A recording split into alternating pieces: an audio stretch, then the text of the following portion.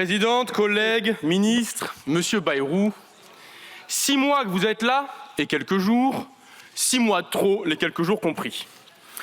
Macroniste de la première heure, vous avez applaudi quand le reste de la clique a privé de 2 ans de vie les Françaises et les Français. Mais nous ne sommes pas rancuniers, nous proposons de vous mettre vous-même ce soir à la retraite. Et à taux plein, c'est dire. Vous en aurez de la chance, contrairement aux 10 000 personnes qui chaque année meurent avant la retraite à cause de votre réforme et auxquelles nous dédions cette motion de censure. Vous devez partir car vous n'auriez jamais dû être là. Aux élections, vous avez fait 3,8%. On confond votre score électoral avec un taux d'inflation.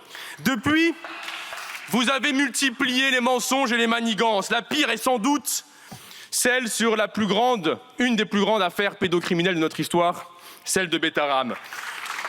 Vous aviez les moyens d'agir et vous n'avez rien fait, à part insulter les témoins et mentir sans vergogne à tous les parlementaires présents dans cet hémicycle.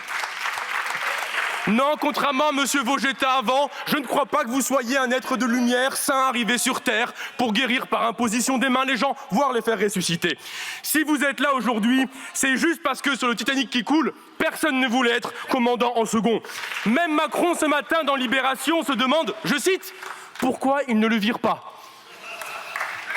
Et puisque nous parlons de naufrage, revenons sur votre conclave qui vient de terminer en eau de boudin.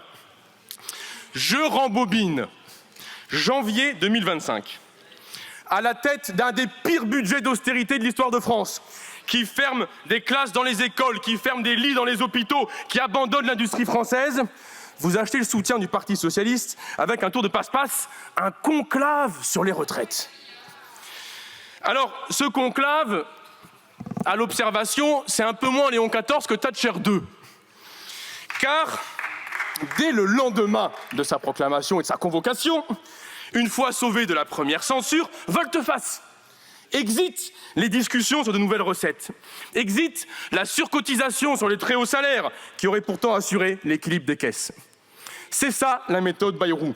On l'imagine en réunion de copropriété dire « ne parlons pas des charges ». On l'imagine en réunion syndicale dire « ne parlons pas des salaires » ou en réunion de consommateurs « ne parlons pas des prix ». On pensait avoir touché le fond, mais pas encore.